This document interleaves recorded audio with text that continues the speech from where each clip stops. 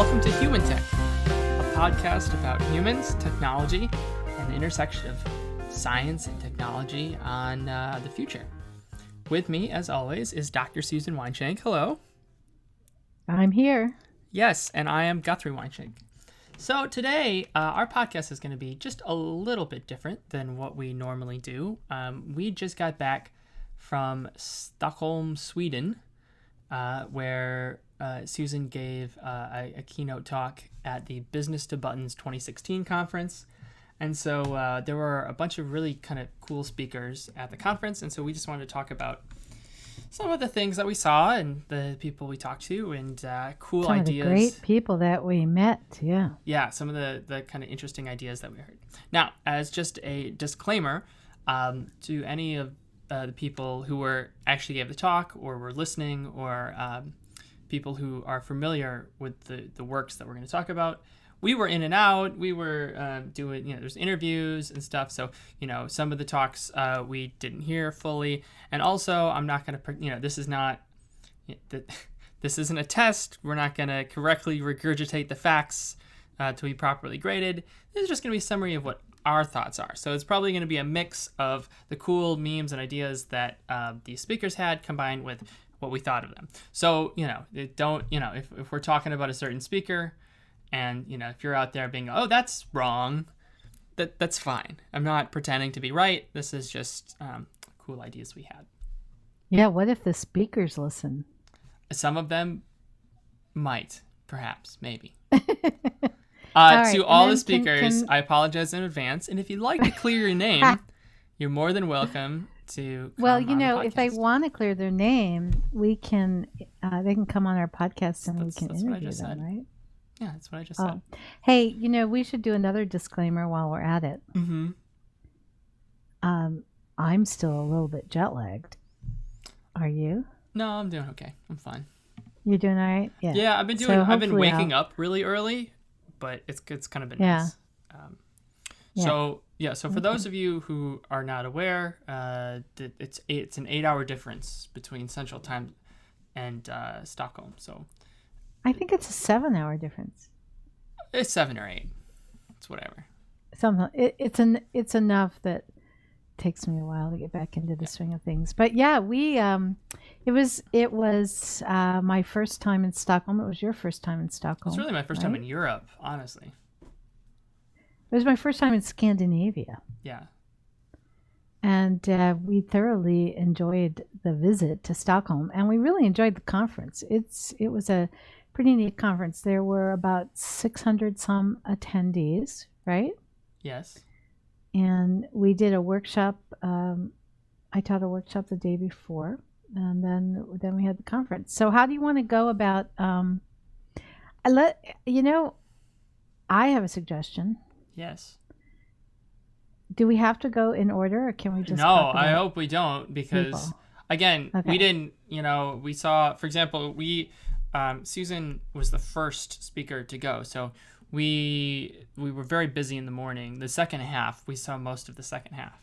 But in the morning, yeah, but we were after my talk, they had me doing interviews with like Swedish newspapers and stuff. So I definitely missed some of the talks, unfortunately. But even some of the ones that I didn't get to see the whole thing, I still want to talk a little bit about those speakers because I know about them. Or we'll pick a speaker. Read their book or that kind of thing. Yeah. Well, okay, let's start with talking about Abby. Okay, sure. First of all, I have to say that I so enjoyed meeting these people, and it was, I speak at a lot of conferences, and they're all different, and they're all set up in different ways. But my favorite conferences are the ones where the conference organizers have built in opportunities for the speakers to get to know each other a little bit and to hear each other's speeches. And not all conferences are like that. And this one was. And so it's really wonderful. I feel like we made some great new friends that'll probably be friends for a long time. So just a lot of really intelligent, fun, interesting people. So let's talk about Abby. Do you know how to pronounce her last name? Covert, the mission. Covert, the mission. Okay, Abby Covert. And Abby is specializes in information architecture, and she has this great book that I can't say that I've read word for word because I haven't had time yet since we got back, but I've read some of, and I've scanned through it. Yeah, and funny story. So Abby has this book, and she talked about her book, and when you left, I was like, oh yeah, I should get a copy. And when you got home, you realized you already actually had one. Yeah, that was funny. I said we got to get a copy of her book, and then I was moving things around on my bookshelf like 2 days ago, and it was like, what is this book? Oh, look, it's Abby's book. It's called How to Make Sense of Any Mess, which is a great title, and it's a small book. It's an easy to read book, but it has some really big ideas in it. So I highly recommend this book. So Abby's big shtick is information architecture. Susan, would you like to do an accurate summary of what the idea of information architecture is? By the way, no. Abby's entire talk was essentially what is information architecture. And it's a whole idea, and she's also, there's a whole day, and it's funny, so Information Architecture Day is a day that was kind of her brainchild, and is an event that actually a couple months ago, Susan spoke at. She did one of the events in Milwaukee. I spoke at one of the local, because there's Information Architecture Day, and there are, events all over the world in many cities on Information Architecture Day, and I spoke at the Milwaukee one. At the event in Milwaukee, yeah. And Abby, you didn't finish a sentence. There's nothing. What's Abby's relationship? Oh. No, I said that's kind of her brainchild, and the whole idea is to spread awareness for the ideas of information architecture. So, Susan, yes, would you like to? I mean, I could take a crack at it, but well, it's interesting, right? Because information architecture is one of those things that people who are in the field of usability or user experience or design, it's like, what does design mean? It's like, do you know what design means? Sure, I know what design means. But then when you go to try to explain it, it's like, and I think information architecture is kind of like that as well. And I don't, Abby, I didn't see the Yeah, you kind of missed it. Abby, according to her talk, it, quote, information architecture is a practice of making sense, unquote. So yeah, and I have in her book, I have another quote. Yeah. Okay. Mm-hmm. Which says information architecture is the way that we arrange the parts of something to make it understandable. Right. So I guess to the lay person, and again, apologies to all the people who actually know what they're talking about. All the people listening who are information architects and are cringing right now. Yeah, I know. Everyone's just whispering like, "Stay in your lane. Stay in your lane." Yeah. So it in some ways you can think of it as map making. You're exploring kind of a territory, and you're organizing the unknown into a way that's easily readable and identifiable, and you're putting you're creating structures out of things that exist. Yeah, and which can be very, very powerful in many different places. Can be very powerful, and I think Abby's got a really unique take on the whole thing, because it's interesting. Because in some ways she's really simplifying the ideas and the concepts, but in other ways she's really putting forth some very big ideas. But in her book, some of the things I love, by the way, about her book, if I can just mention some of them, she's got a great section on all the different ways to describe things. So she's got all the different ways to diagram things. So she goes through what a block diagram is and when to use it, what a flow diagram is, when to use it, a Gantt chart, a quadrant diagram, a Venn diagram, a swim lane, a hierarchy diagram, a mind map, okay, a schematic, yes, I get journey it. map. We all get it. You can I love stop. that stuff. Okay, I'll stop. So it's very useful if there's here's my suggestion. If you have in your workflow or in your organization any process or project or collaboration of people that you can, that is not intuitive to you, that you cannot do on the tip of your brain, that is too complex for you to completely comprehend the entire process, it's probably worth taking a page from information architecture to consolidate this down into useful information. So it's kind of like, like if you're trying to remember too many numbers at the same time, the brain just gets overwhelmed and then just kind of shrugs its shoulders. So if there's a process that's too complicated, people only can they can only remember the 3 or 4 things. They can only make sense of a certain level of complexity. And once you get over that level, people have to break things down into little bits, and then things get confused and they get lost. So, yes, go ahead. Well, I just think that's one of the things that's unique about Abby's take on it, because from a usability or UX point of view that I'm used to coming at it from, information architecture refers to the structures we build so that the people who are using what we're building, right? So if you're building a website, the users of the website will understand, the taxonomies and how to move around the website. And let's give a classic example. You have think of like an old school website from the 90s with where you have a lot of menus. Or even just think of an e-commerce site where you have to figure out what the different categories of apparel are because you're trying to make a purchase, right? So you'd use information architecture to map out the different paths that people can take and the different choices that they have to make things a little better. So that's the kind of traditional historical way it was used. Yeah. But I love Abby's idea, which is it's not just that. It is that, but it's not just that. But even internally in your organization, when you have a mess, that term she uses, when you have a mess of stuff and information and processes and people, and you're trying to get a handle on it, her idea is use information architecture for that, which I thought was really neat. So let me tell this. So let me. This is all fun, and people out there are very, very confused. Here's the cool idea that I took away. That I was listening to it, and I was like, you know what? That's a great idea. This is what we should do in our business. So we have there's a lot of different standard processes that we have and we use across multiple flows in our work day. Really? There is? Yeah, and they're not really written down, but there's just certain, the products that we have, the kind of phrases that we use.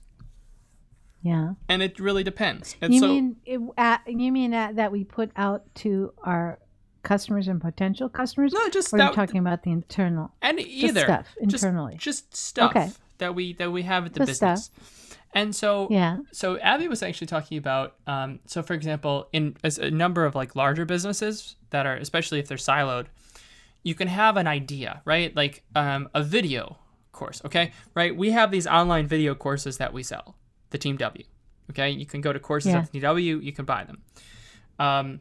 But, they could be called a course, an online course, online videos, online training. Yeah, I know. Right? There's a lot of different ways you can refer to the same thing. So if you're in a larger company, and especially when you have more than just one person making all the marketing materials like we do, you could end up having, and that was the example she gave, was especially if it's a very complex process, like Amazon, right? They have so many different things and so many, you could have all these different phrases and words, and people could get very, very confused. And so you can bring clarity to the entire situation by, you basically make, think of it like a host, what is it? HOSA, health and safety organizational, whatever, something. I should really probably know that. but a manual. And basically you condense and consolidate and make decisions on all the phrases for each thing. And so you have, it's basically like a little dictionary that everyone in the organization can access. And not only does it give the correct phrase that should be used, in our case, it would be, online courses. It would also give a definition of that, right? The thing at courses.theteamw.com that customers can register for. And you do that for all your different taxonomy. Is that the right word? I don't know. I just kind of made that up. That's a good word. Yeah. And so when and therefore you can have kind of clarity over the whole organization. But you can take it a step further and basically expand that, not to just have words, but to also have processes. So, for example, there are a couple standardized emails that we have to send when people sign up for the certificate but don't have haven't done the requirements yet. And this happens from time to time. There are just standardized emails or messages that we need to communicate to our customers.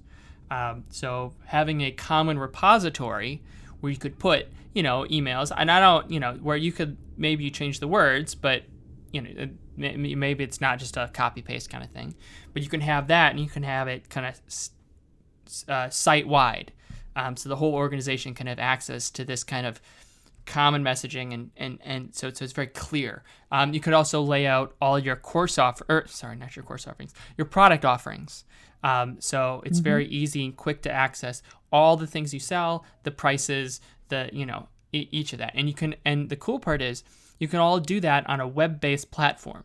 So, you can go to teamw.com/ our company, ideas or whatever, .html, and you can you can have it in HTML. If you really wanted, you could write it with PHP with a MySQL like backend. So, for example, your prices could automatically, could redo automatically.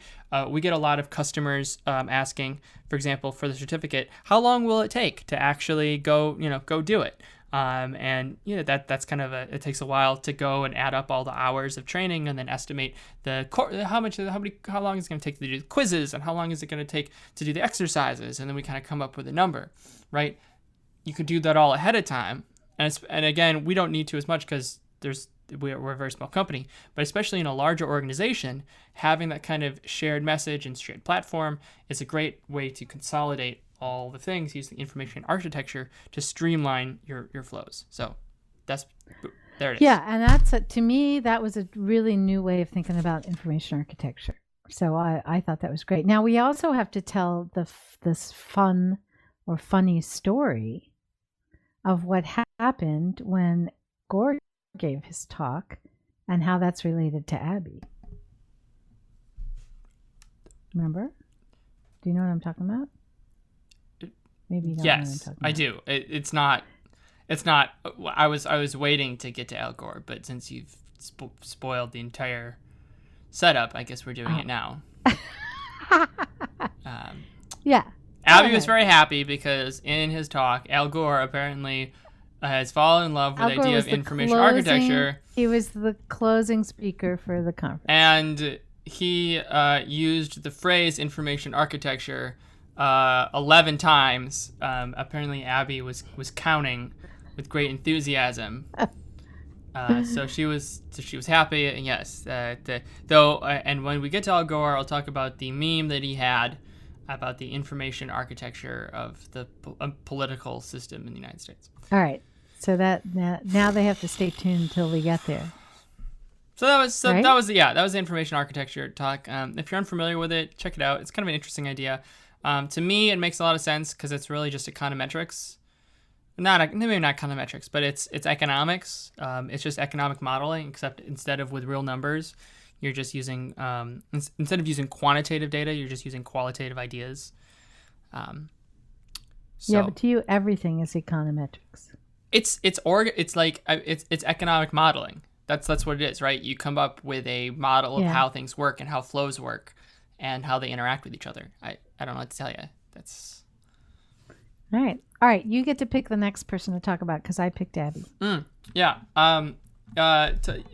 You should talk a little bit about Simon. Simon Bennett. Simon Bennett. Because Simon this Bennett. is a little more in your wheelhouse. And he was specifically talking about he was talking about the. I'm gonna back up. In the usability field, there are a couple different methodologies. All right. Right. So, for example, there's Lean UX, which we have a course on. There's Agile. Mm-hmm. There's design thinking. There's user-centered design. So I soon you will have to take over because again, this is definitely your wheelhouse. But and he was making some points about the different methodologies and really why they're dumb. He was not kind to them. But just to set it up, Simon is very funny. Simon has a very it's just think of the driest British like humor. He's not British. He's Australian. It's Australian, but that's like that's the in the style. It's just very very dry, but also funny. So okay, take it away, Susan. Oh, okay. Well, Simon had one of the things that I think made what he was saying so effective was his manner, because he was very quiet, and he wasn't shouting, and he had this dry humor, as you said, and very sparse slides. But he would then just make a comment that kind of, just cut into the heart of some of the most treasured ideas in the field. And so he pretty much skewered, especially Agile, and in a very funny way, but really putting the knife to it. And I remember, waterfall. Yeah, he talked about the waterfall method, which of course none of us like. But he's just very funny. He talked a lot about accountability. Yeah. And I think he was really, the gist of what I got out of it, besides just being amazed that, see, all right, here's the thing. Agile is so popular. It's just like the popular thing at large organizations about how to do software development. And it's so popular that I usually feel afraid to come out strongly against it. And I have big problems with Agile. So now this is out in the world. Simon has empowered me. Yeah. Because I heard Simon, I'm not going to be afraid anymore. Don't be afraid. Don't be afraid. Because I know there are people, and maybe even listening, that first of all think that Agile and user experience and usability all fit together really nicely and wonderfully. I know they do. I know there are people that feel that way because I've talked to many, many of them, and some of them are dear friends of mine. And I totally don't believe that. Okay, I am going to state on the record, I have never seen a project work from a usability, user experience standpoint that was an Agile project. There, I Boom. said it. Boom, mic drop. And so, and I've been honestly afraid to say that for as long as Agile has been out there, which is a long time. Let's come out of the Agile closet. So here's his big point about Agile, is that essentially he was looking at things from a culture power dynamic and from an accountability dynamic. So you get the best results when people are making decisions based solely on what's best for the project. And the reason he would argue, and by he, I mean what I am pretending he would argue, so again, apologies all around, is basically that what Agile is it's a wonderful accountability deference mechanism. It allows people to give ideas without having any accountability if they succeed or fail. And it allows for a consolidation of power in certain places where people who make powerful decisions get to reap all the rewards if they go well, but yet have no accountability if they go poorly. And so that is the dynamic that drives most companies. And because that's the dynamic, that's why Agile is essentially so popular. It has nothing to do with the design process. It's all about at the end of the day, it doesn't matter if the project is horrible, everyone gets pats on the back, and everyone, has done their job. And not only have they done their job, they've done their job wonderfully. And so it's all just happy rainbows, and you tie it together and you ship it out. Is that? Yeah. Simon's great. So if you have a chance to hear him speak, any of these people, I highly recommend them. So, his delivery method was definitely a surprise. He kind of sucked you in because it was just kind of like quiet, and then all of a sudden you realize he's like, slashing. Do you have any? All right, is it my turn to pick the next person? No, that's good. I don't. Anything more I say, I'm going to get myself into more trouble, and we're going to have people writing in saying that they're not going to listen completely anymore. out of the blue. This has nothing to do with Simon. If you're listening to this podcast, however you listen to it, especially if it's iTunes, please go and give it a rating. Give it a review, and hopefully 5 stars, because as it stands right now, we haven't hit the threshold of enough reviews for our ranking to show up. So we need a couple more. Have we had any reviews? Yes. But okay. We need more reviews. So more reviews and ratings. So if you like the podcast, do us a favor. Just go. You don't have to write anything out. Just at least hit the 5 stars. Just at least so we can get going. Also, whatever star. I don't want to tell them to hit 5 stars if they don't think it deserves 5 stars. 5 stars. They should also.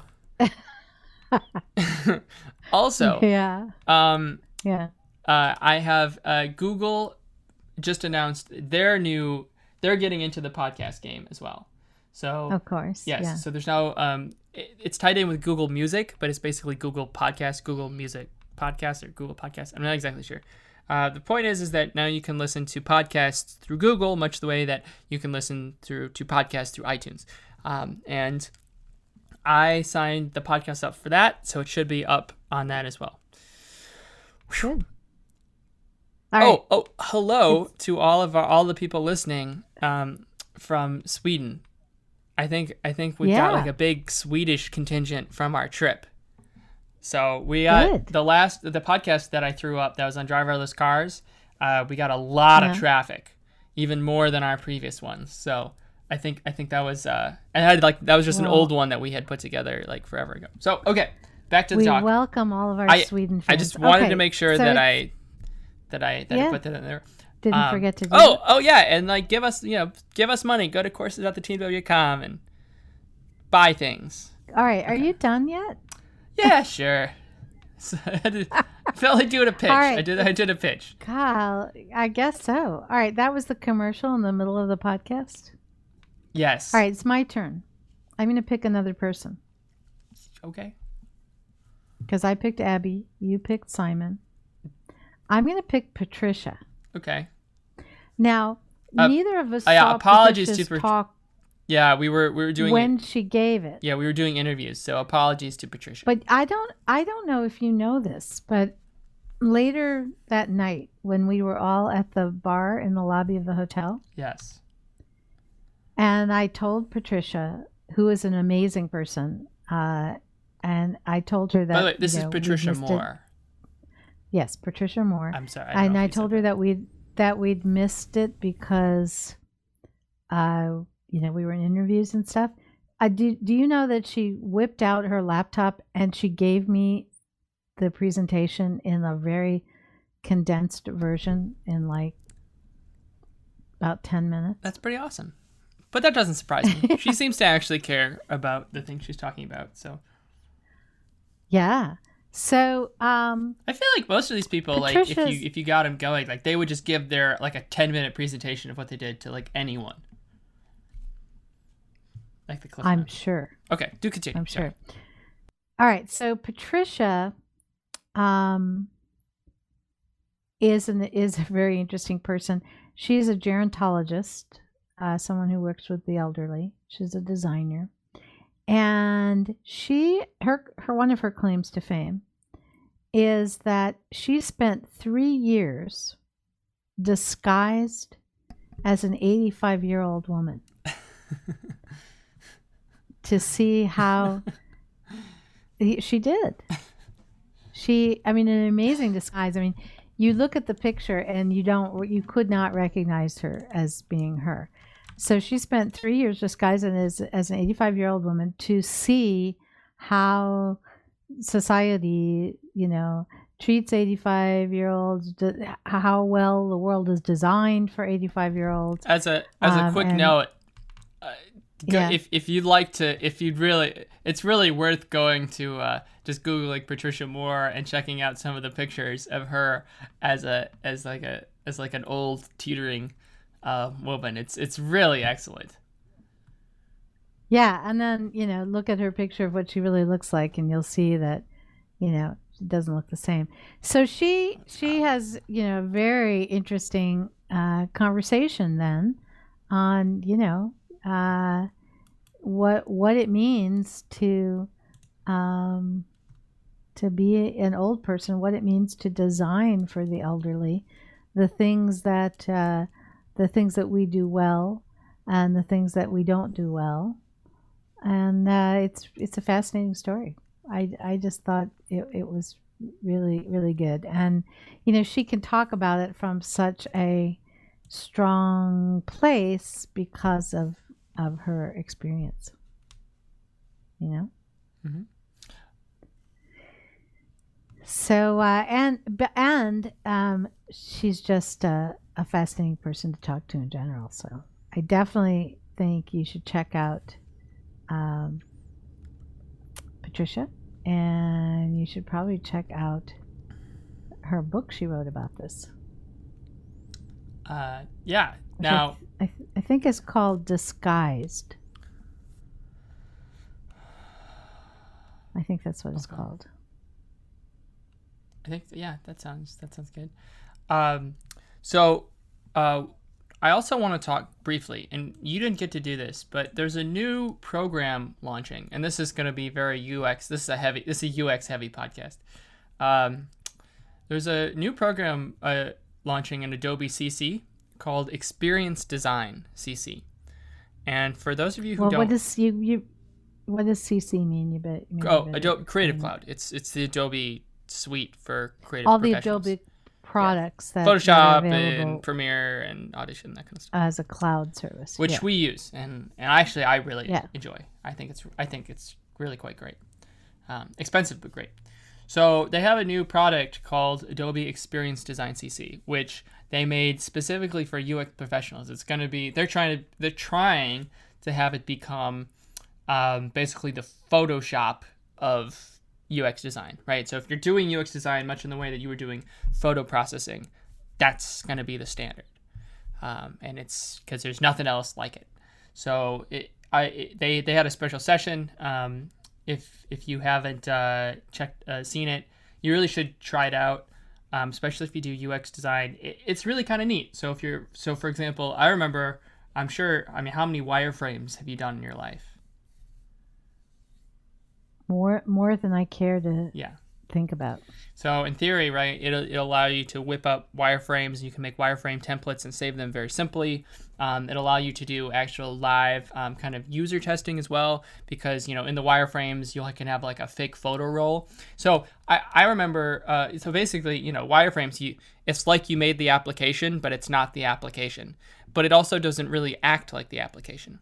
So you'll be able to essentially, without having to write any code, whip something together that in all, that to a user appears to be a working, app, even though it's not actually running, on like Objective-C. Yeah, I'm looking forward to checking this out. So they were in they demoed it. I guess what you would call the exhibit hall of the conference, right? Yeah.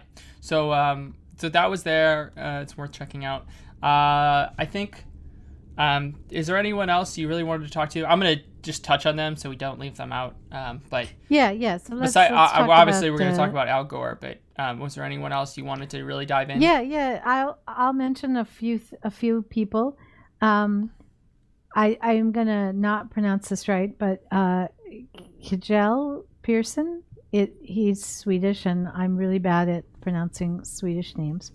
And he is the CEO of the company that sponsored the conference, which is In Use, Yes. which is a UX company. And he gave an interesting presentation because it didn't have anything to do with Sweden, and it had to do with the design of cities, because the company In Use is working with actually the city of Denver about redesigning the city. Yeah, they got some. Denver has some big contract with Panasonic to redo a bunch of stuff. Yeah. It's a little with complicated. big data and all but of that. essentially, yeah, the In Use is redesigning city government of Denver. Yeah. So that was kind of that was different. My personal opinion, and I think In Use is great, but. So when we were in Sweden, basically what exists in Sweden, as you all know, is it's kind of a socialist country. Just some quick facts to help you understand. In the United States, the tax burden of the average citizen is about 26%, which means for every 100 you make, 26 goes to a government entity of some sort, local taxes, state taxes, sales tax, all that kind of stuff. In Sweden, especially Stockholm, depending on how much money you make, again, the tax burden is about for every 100 you make, about 46 to 52 goes to taxes. So the tax burden is almost twice as high.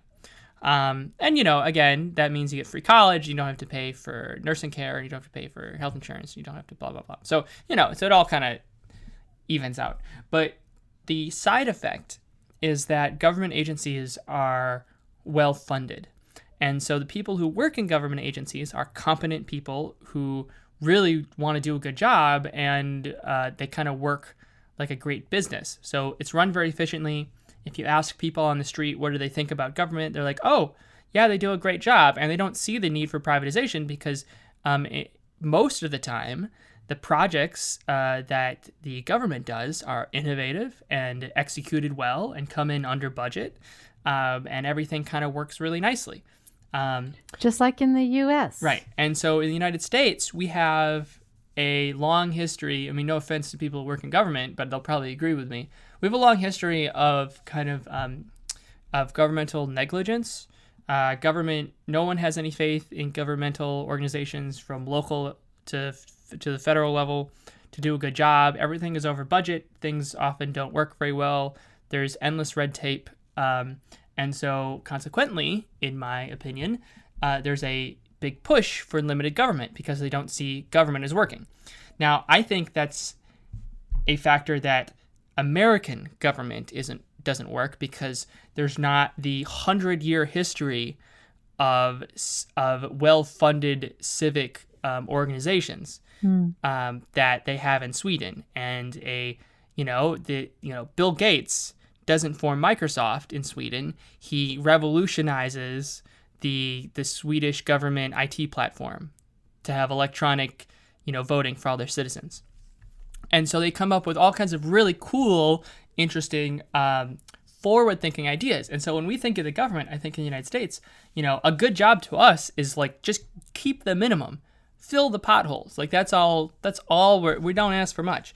But you don't even do that in Chicago. It definitely does not happen in Chicago, which is a disaster and is bankrupt. Whereas, in a lot of those countries, it's not just the status quo. Government entities go above and beyond and have all these innovative projects to make life better. They're actively trying to make life better for their citizens. And I'll give you a perfect example. So in Estonia, for the last 13 years, they've had an electronic verification system. So you get a chip, it's like a USB thing, and you put it in a laptop, and it creates a very securely encrypted fingerprint that says, yes, it's kind of like a passport, but it's for you. It's like, yes, this is you, you're a citizen, you're logged in securely. So for voting, they don't have to wait 5 hours in the rain to go to a polling place. Instead, they sit on their couch, they put in their chip, and they can vote from home, just as securely as electronic voting happens in the United States. So, we could do a whole... you can get your passport from your couch. Anyways. we could do a whole topic. Yeah, you get excited about this. So, we could do a whole episode on technology in government. Ugh, it would be the most depressing thing ever. So the point is, is that so while there's a history there of governmental organizations being competent and having competent staff, they don't have that in the U.S. So in use. And this is why I'm tying it all together. They went to Denver. They came up with this great plan to restructure the government so that it's going to run in this wonderful way. And they remove silos and do the user testing thing that any kind of user testing group would go in and make an organization better. The problem is that I personally think that they're going to run into extreme incompetence, and in a couple of years it'll all degrade to the normal disaster that any other organization is in. Did you tell them that? Of course not. Why would I tell them that? So I think they're great. They do a great job, and I think that they have the best of intentions. They might listen to this podcast. And I'm not there. I don't want to pretend I know more than they. They've been doing months of research and talking and blah blah blah. We'll have to see. But when it comes to making reform in the United States in local government, I think you'll see it'll work for a little bit, and then people will slowly the structures will deteriorate, and then it'll just be patchwork putting out fires, which is the current state of affairs for most governmental institutions. We're gonna have to see if you're right. Okay, so quite the rant. Thank you. So he had so the point is that he had it ties in really well with Al. But he had a very nice presentation about all. It's going to be great. It's going to be wonderful, and it was very positive. And the sustainability was definitely a theme of the conference. And so this would help making things green and efficient. Before you transition to talking about Al. Yeah, no, I know. I want to mention everyone else. Let's mention everyone else. So let's. Just quickly. It's your turn. No, I don't. We can just. All right, then I'll just go. Well, no. So Golden Krishna. He, I believe he works for Google, and he had a talk. Again, this was in the morning, so I think I saw a couple minutes of it, but that was right after Susan gave her talk, so we were not really around. But essentially, he had if you're the type of person who thinks that potentially staring at your phone all day and being kind of quote on call unquote all the time is a bad thing, go buy his book. That's so it was all about how the digital interface is out of control. So we talked about Abby, we talked about Patricia. Jeff Veen gave a great talk about how to. It was about how to make a bit from a sports analogy. It's a culture of winning in sports land. When you look at the best organizations like the Patriots or the Spurs, or apparently now the Golden State Warriors, right? What is it that differentiates them? They have the same player talent level. What differentiates them from a parentally bad organization that loses year after year? So he talked about the organizational culture and the team culture. Yes, and so in sports, that's a culture of winning. You have to establish that, and he was doing it, of course, when doing kind of UX teams or just any kind of teams. Yeah, and about how it's important to people have to be totally comfortable to speak up and tell the truth, and he gave an excellent talk about that. And then we have one more before we talk about the closing. Margaret Gold Stewart. She works for Facebook. She basically is in charge of a lot of the user design. She's done a lot of really, really, really big user design projects for pretty major companies. So she was just talking about principles that they use to focus a little more on the business, the differentiation between making products for internal business or B2B, as they say, versus consumer, versus B2C, business to consumer products. Yeah. And how the design and how you want to set things up is different because the priorities are different. So now you can so that was the talk, and it was great, and there was the after work mingle. Let's talk about Al Gore. He was there. He closed out the conference. His talk started. So the other thing, it was a little tough because each person only had half an hour, and so it wasn't a lot of time. But he did get a full hour. The first 20 minutes, he kind of wandered around. Okay, we have to say about his notes. Yes, because I was fascinated with the notes. Tell the story. You don't have to.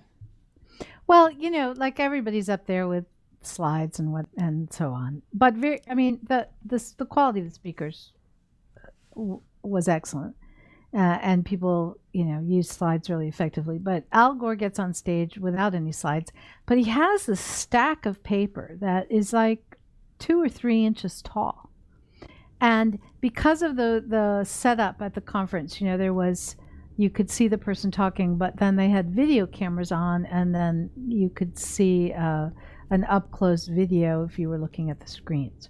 So you could see the lectern and the papers he had on the lectern while he was talking. And he had the stack of papers, and sometimes it was a full sheet of paper, and he would glance at the paper, and then he would talk for a while, and then he'd turn that piece of paper over, and then he'd glance at the next piece of paper and talk for a while and turn that over. But some of these weren't full pieces of paper. They looked like he had just scribbled something down on a sheet of paper and then torn off just a bit. Yeah, it was like, it fascinated me. And he would glance at that, and then he'd talk, and then he'd take this little scrap of torn paper and turn it over and put it on the other stack. And I've never given a talk like that. I may have to try that method. But he was, he meandered around a lot, but he is very, very charismatic. There's a reason he was vice president and almost president. I don't know if for those of you who have actually met a politician, especially a successful one, they just have this amazing ability to just win over a room, win over a person. They're so charismatic. They don't even have to be nice. It's really hard to put your finger on. So he started slow, he meandered around, and by the end of the talk, the standing ovation and people, he got really going. By the end of the talk, he was kind of shouting. Yeah, he was really going. And so you want to talk about what he talked about? Yes, I do. So he talked a little bit about climate change. This was not the climate change talk that probably many of you out there are familiar with. That he's famous for. Yeah. He's clearly working on clearly chewing over some ideas. And so, he kind of talked a little bit about, how things are getting faster and cheaper. And so, climate change is kind of going good. But, I think he said we're winning, but we're not winning fast enough was the term he used. So I just want to talk, and you can say some things if they intrigued you. The big meme or idea that he had to me was he talked about, again, it was information architecture, but specifically the information architecture about specifically politics of the United States, and how when things were going really well, in the early days of the United States, there was a really good system to have a merit-based idea politic. And that was the strength of the American system and why it was so good for hundreds and hundreds of years.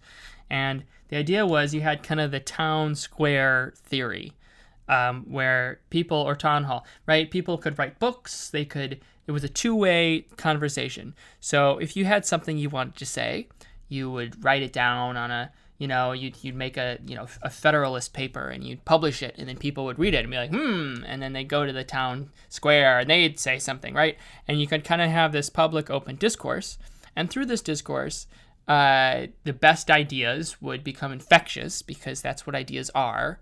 Memes are infectious. And then they would kind of build a mass, and eventually that would translate into the American political system. And the best ideas would turn into the movement of the country.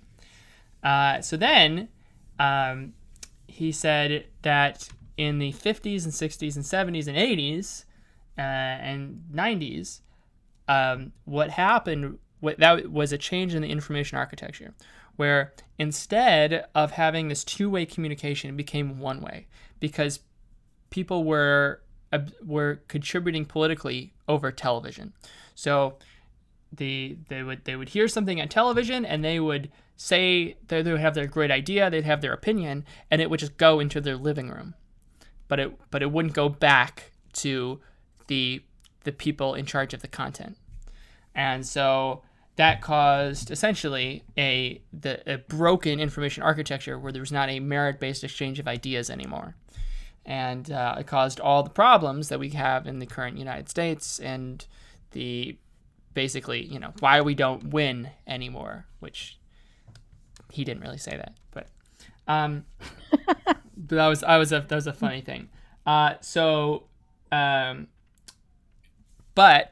But now with the internet, the information architecture has changed yet again back to a two-way communication, where information can come in and people rate those ideas on a merit level, and then they can go out too and respond to those merit-based ideas. And so in theory, you're going to have a return to a more healthy American discourse. But that was the idea. He called American politicians whores for money. So he wanted to destroy the current election system, but he said he didn't want to give a quotable comment. So he was fired up. He was angry about what's going on. He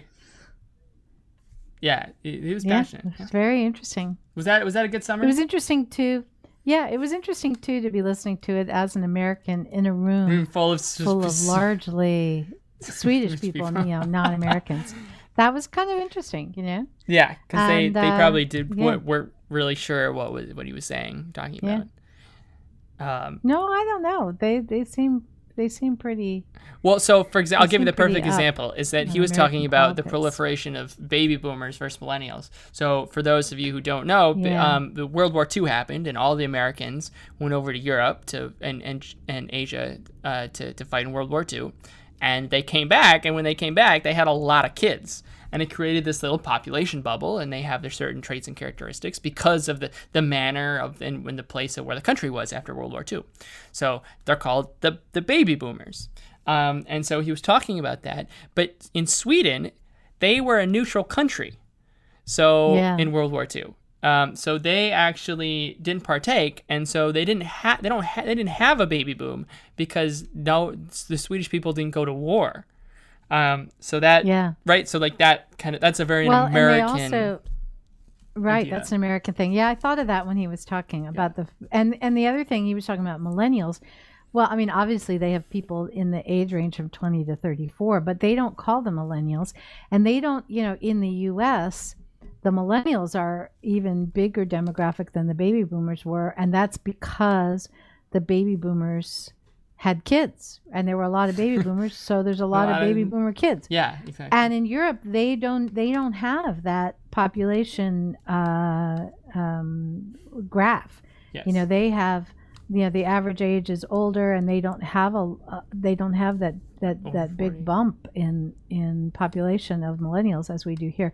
So I was a little that struck me when he was talking. But whatever, he's Al Gore. He can do what he wants. He flew in, he gave a talk, he flew out. He's got a Nobel Peace Prize. Well, it's whatever. He could do what he wants. Hey, it didn't matter. People gave him a standing ovation. They seemed very excited. They did. So that's all the speakers at the conference. It was a great conference. I really recommend any of you who are listening from Sweden who weren't at the conference, which there's probably not a lot of people, but you might want to consider going to the 2017 conference. Dates are not set yet. By the way, to all the in-use people, you better be so happy. We are giving you so much great press. You think so? Yeah, we're hooking them up with speakers. We're doing great. We gotta be their favorite. Yeah, but we also have to thank them because they really treated us like rock stars. They were. I've never spoken at a conference paid for us to go to Sweden, so yes. No, but not only that, but we had our own personal handler for the day. Like every speaker was assigned a person from in-use to take care of them. That doesn't happen. And they would meet us at the hotel and have taxis ready to take us to the venue.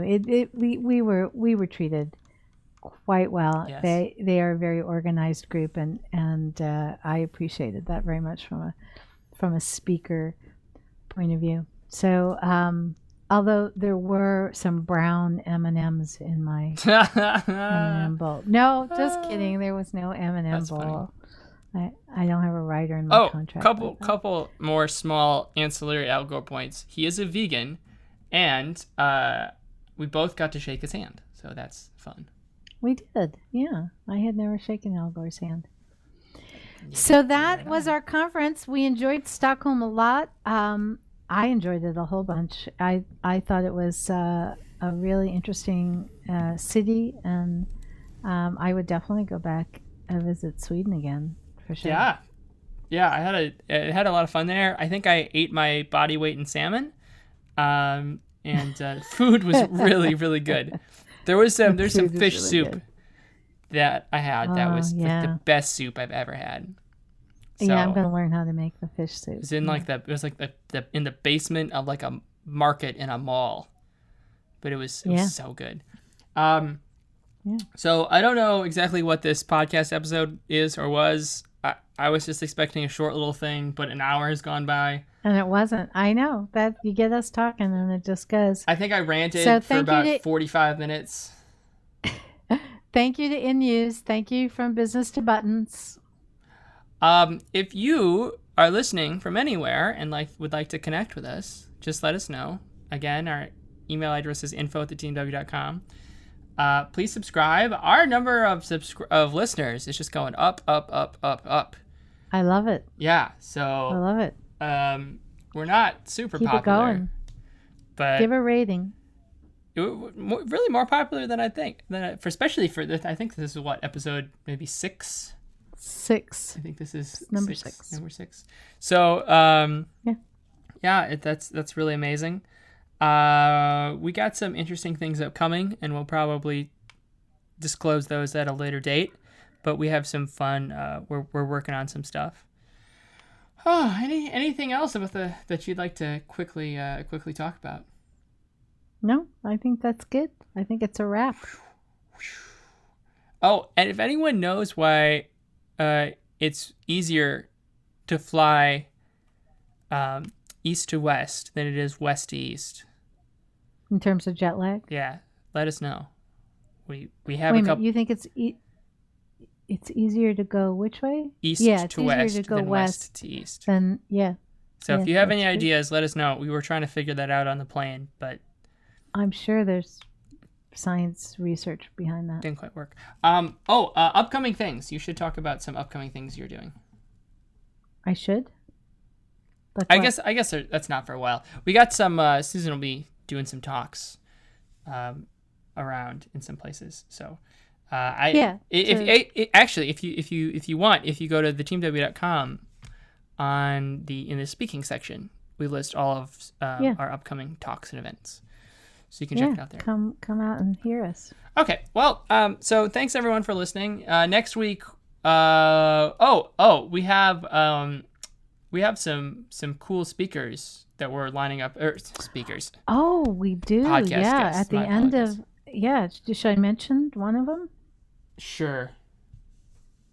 So in May, we'll be releasing a podcast in which we have Nir Wall as a guest. So that's going to be great fun. Yeah. So we're gonna keep lining up those guests, and yeah, I think that's it for now. Hopefully our next podcast will be back to the normal grind, but we definitely wanted to just get one out about Stockholm while we had the chance and while things were fresh. So Susan, thanks so much. You're welcome. And I will talk to all of you later.